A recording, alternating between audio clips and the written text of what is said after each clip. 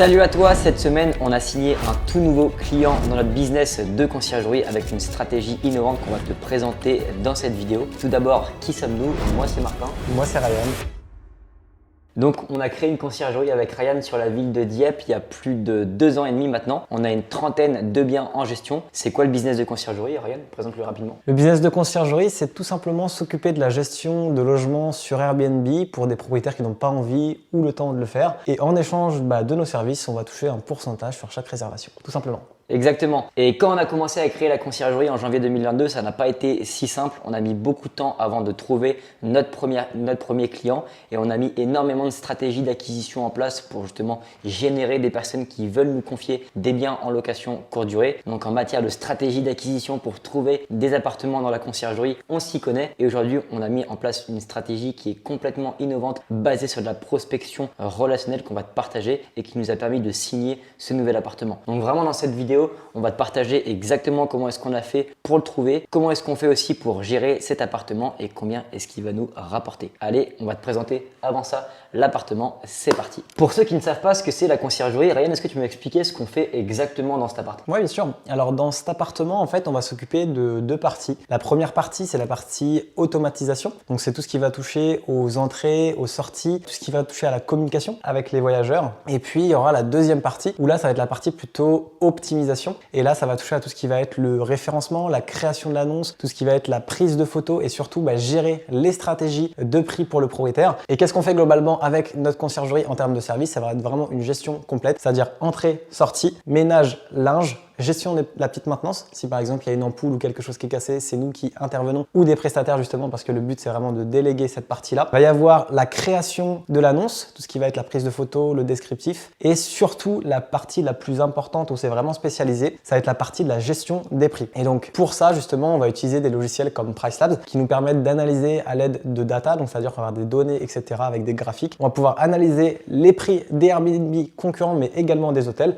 Et en fonction de ça, justement, ajuster notre stratégie de prix pour louer le plus possible et surtout un prix le plus élevé. Donc grosso modo, on s'occupe de tout, le propriétaire ne fait rien, mais ce qui est intéressant aussi, c'est qu'en fait, on automatise 90% de tous les services que je viens de t'énoncer. Maintenant qu'on sait exactement qu'est-ce qu'on fait dans cet appartement, est-ce que tu peux nous dire, Martin, comment est-ce qu'on a fait justement pour trouver ce client? Alors dans la conciergerie, on a une multitude de stratégies d'acquisition pour trouver des biens en gestion et c'est exactement ce qu'on partage dans l'accompagnement conciergerie de personnes qui souhaitent justement faire exactement ce qu'on a fait, donc créer une conciergerie rentable. Et il y a en gros 3 piliers. On va avoir les supports de communication, la prospection plutôt one shot et physique et la prospection relationnelle. Et cette stratégie fait partie de la prospection relationnelle. Donc c'est quoi la prospection relationnelle? C'est créer des relations avec des personnes qui connaissent des personnes qui ont des biens en location courte durée. Donc c'est soit des membres de notre famille, des proches, des personnes de notre entourage ou c'est soit en général, en plus particulier, des agents immobiliers, des artisans, des conseillers en gestion de patrimoine, des notaires. Toutes ces personnes travaillent vraiment tout le temps avec des personnes qui ont des biens immobiliers, que ce soit en location à l'année ou en courte durée. Et là, en l'occurrence, ce qu'on a fait, c'est qu'on a créé une relation avec une personne qui est agent immobilier et c'est cet agent immobilier qui nous a apporté ce bien. Ok Martin, c'est très clair. Maintenant, est-ce que tu peux nous expliquer concrètement comment on met en place cette stratégie? Ouais, bien sûr. Alors du coup, pour cette stratégie, en fait, la phase de mise en place, c'est très simple. C'est ce que nous, on a exactement fait au début. On l'a fait involontairement et inconsciemment, mais ça nous a apporté énormément. Déjà, c'est quand on crée une conciergerie, on va en parler vraiment à toutes les personnes qu'on connaît. Donc tous nos proches, c'est-à-dire qu'on va en parler à nos amis. Comme ça, nos amis vont en parler à des amis. On va créer une page Facebook, par exemple. On va partager la page Facebook à toutes les personnes qu'on connaît. Et c'est comme ça qu'on va apporter de la visibilité et on va commencer à développer notre réseau par rapport aux personnes de notre entourage. Et une fois que ça c'est fait, après on va aller chercher plus loin et on va aller lister toutes les personnes qui travaillent dans l'immobilier qu'on connaît et aussi des personnes qu'on ne connaît pas encore, mais grâce à tout ce qui est agence immobilière, Google My Business, grâce aux personnes qui sont sur le bon coin, qui vendent des biens et qui possèdent des mandats, donc des agents immobiliers. C'est très simple de trouver les agents immobiliers aujourd'hui sur son secteur. Il suffit de faire le tour de la ville et d'aller directement dans les agences. Et ce qu'on va faire, c'est qu'on va directement aller voir ces personnes et on va les démarcher pour faire en sorte justement de créer des relations gagnant-gagnant avec eux. C'est très intéressant ça justement. Et est-ce que tu pourrais nous dire qu'est-ce que tu mets justement en place comme process pour démarcher les agences immobilières ou tout type de personnes justement qui travaillent dans l'immobilier? Alors en termes de processus, la première chose qu'on va faire, ça va être de préparer efficacement le rendez-vous. Et la première étape pour préparer le rendez-vous, c'est qu'on va faire en sorte déjà de lister les agents immobiliers. Ça, c'est ce qu'on a déjà vu. Et après, ça va être de faire en sorte d'amorcer le rendez-vous de manière étape par étape, très formelle, en sachant exactement qu'est-ce qu'on va faire, à quel moment, quand on va voir l'agent immobilier. Et la première chose, ça va être de rentrer dans l'agence immobilière, d'aller voir l'agent immobilier et de s'intéresser à lui, s'intéresser à son activité pour lui accorder beaucoup d'attention et faire en sorte de créer une bonne première impression avec cet agent immobilier. Ça justement, c'est intéressant puisqu'il y a une chose que je vois beaucoup dans l'accompagnement qu'on propose, c'est que généralement les personnes qui vont aller voir des agences immobilières, etc., il y en a beaucoup qui font l'erreur de ne pas s'intéresser à la personne en face d'eux. Ils vont directement chercher à vendre leur service de conciergerie sans savoir réellement qu'est-ce que peut gagner la personne en face d'eux. Et en fait, c'est comme ça que tu fais une mauvaise première impression et c'est derrière où en fait tu crées pas de lien avec l'agence ou l'agence immobilière et du coup, en fait, c'est grillé d'avance, quoi. C'est ça, exactement. Et c'est pour ça que du coup, ça rebondit sur le point numéro 2. Une fois qu'on rentre dans l'agence et qu'on a créé une relation avec lui, ce qu'on va faire, c'est très simple après, c'est qu'on va présenter brièvement son activité. Donc, qu'est-ce qu'on fait? Qu'est-ce qu'on délivre au propriétaire et quelle rémunération, mais vraiment brièvement. On va pas trop passer sur ça parce que c'est pas ce qui va intéresser l'agent immobilier. Ce qui va vraiment l'intéresser, c'est la partie numéro 3, c'est-à-dire qu'est-ce qu'on va pouvoir lui apporter. Quand on va rentrer un bien en location courte durée qui vient d'un agent immobilier, on va mettre en place avec lui ce qu'on appelle un contrat d'apporteur d'affaires, ce qui fait qu'on va le rémunérer dans le cas où est-ce que l'agent immobilier va nous apporter un nouvel appartement. Ici, en l'occurrence, l'agent immobilier m'a apporté un bien. Moi, ce que j'ai fait en échange, c'est que je lui ai reversé directement 500 €. Mais il y a aussi d'autres manières de pouvoir rémunérer l'agent immobilier, comme par exemple en partageant des bénéfices de l'appartement sur minimum 4, 5, 6 mois. On peut apporter du coup du business à l'agent immobilier en lui apportant de l'argent, mais aussi d'une autre manière,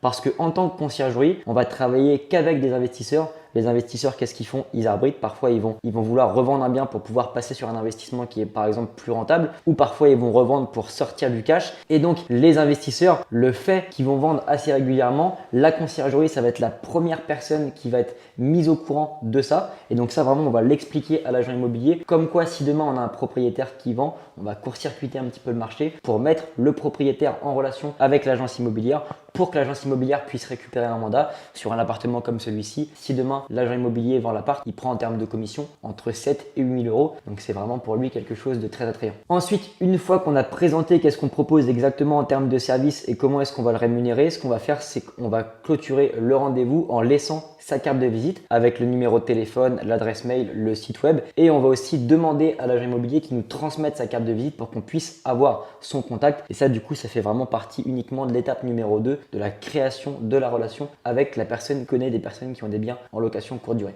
Ok, donc là c'est bien justement dans ton processus, tu prends en compte le fait de créer une relation avec le professionnel de l'immobilier, mais comment tu vas entretenir cette relation? Alors comment est-ce que je fais pour maintenir une relation avec eux? En fait, ce que je vais faire, c'est directement à l'issue du rendez-vous, dès que je vais rentrer, je vais créer un tableur sur Excel ou sur Google Sheet avec le nom, le numéro de téléphone, l'agence immobilière et le mail de la personne avec un statut de relance. Et tous les 3 semaines à 1 mois, je vais recontacter la personne en lui envoyant un petit message pour savoir si son activité, ça fonctionne bien, pour prendre des nouvelles. Comme ça, en fait, on va inconsciemment rentrer dans son esprit et tous les 2 ou 3 mois de manière moins récurrente, dès que j'ai une personne qui, je sais, peut potentiellement être intéressée pour vendre sa maison ou pour être acheteur pour un autre bien, je vais directement la mettre en relation avec l'agent immobilier et je vais prévenir l'agent immobilier pour vraiment lui faire comprendre que je pense à lui. Et en fait, le fait de créer une relation avec cette personne et de maintenir la relation en lui envoyant des messages assez régulièrement, c'est ce qu'on a fait en fait sur Dieppe très clairement avec les agents immobiliers. On a vraiment contacté tous les agents immobiliers qui étaient possibles et imaginables. On a créé des relations avec eux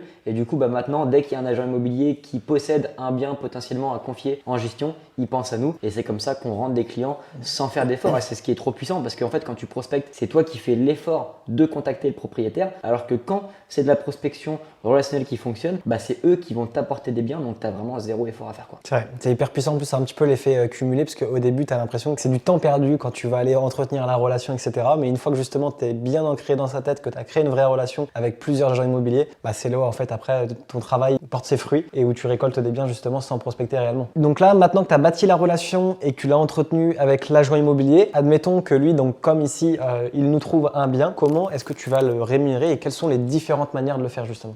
Une manière qui est très pertinente en fait, ça va être de rémunérer l'agent immobilier qu'à partir du moment où il va t'apporter du client. Donc là en fait, c'est du marketing d'affiliation. Mais ce qu'on va faire avec l'agent immobilier, c'est qu'on va créer avec lui un contrat d'apporteur d'affaires. Donc juridiquement, c'est pas un contrat qui va nous lier avec l'agent immobilier, c'est simplement un contrat moral qui fait que comme c'est signé, au moins il a encore plus de chances de penser à nous. Et là du coup dans ce contrat en termes d'apport d'affaires, on va mettre deux éléments. C'est soit on va le rémunérer à partir du moment où il va nous apporter un bien, on va lâcher un billet par exemple 400 ou 500 euros. Ou la deuxième chose qu'on va pouvoir faire, ça va être de le rémunérer en fonction de ce que va générer l'appartement. Donc ça c'est une situation qui est plutôt idéale quand on commence à créer une conciergerie et qu'on n'a pas forcément trop d'argent au début pour investir. Et ce qu'on fait en général, c'est un barème entre 20 et 25% de bénéfices rétrocédés à l'agent immobilier sur la commission qu'on va appliquer au propriétaire sur grand maximum 4 ou 5 mois. Voilà, je t'ai expliqué du coup notre stratégie qui nous a permis de rentrer justement ce client. Est-ce que tu peux me dire combien de temps ça va nous prendre en termes de gestion chaque mois cet appart? Ouais, bien sûr. Alors en termes de temps, juste pour cet appartement, par semaine, donc après il faut faire le calcul par mois, mais par semaine ça va être entre 1 heure à 1 heure et demie. Il faut savoir que tous les matins, la seule chose qu'on va faire pour cet appartement, c'est aller sur Price Labs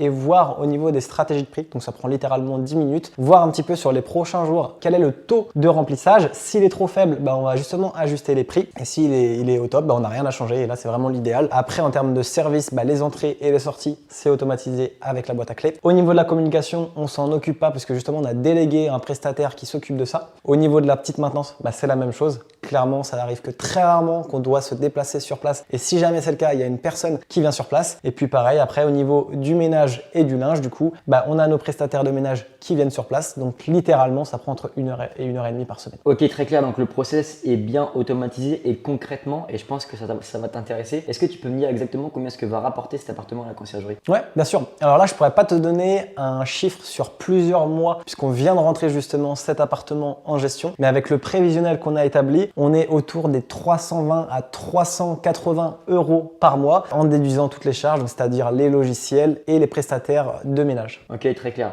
Cet appartement, du coup, forcément automatisé, il rapporte quand même pas mal d'argent, c'est du revenu récurrent, donc c'est ultra intéressant. D'ailleurs, si toi aussi tu es intéressé par ce business de conciergerie, je te conseille directement d'aller voir en description. Il y a un lien où tu pourras accéder à une formation qui est 100% gratuite où on t'explique, Ryan et moi, exactement comment est-ce qu'on fait pour créer une conciergerie. Et si tu souhaites aller plus loin, tu pourras prendre un appel soit avec Ryan, soit avec moi ou soit avec un membre de l'équipe Concierge Elite qui a déjà créé une conciergerie. On fera une étude de marché qui est 100% gratuite, qui va te permettre de savoir exactement qu'est-ce que tu vas pouvoir gagner toi aussi avec ta conciergerie sur le secteur là où est-ce que tu souhaites t'implanter. Et on va aussi t'expliquer exactement comment est-ce qu'on fait pour mettre en place des stratégies d'acquisition qui vont te permettre de pouvoir trouver des clients comme celui-ci en automatique. C'était Ryan et Martin de Concierge Elite. À bientôt.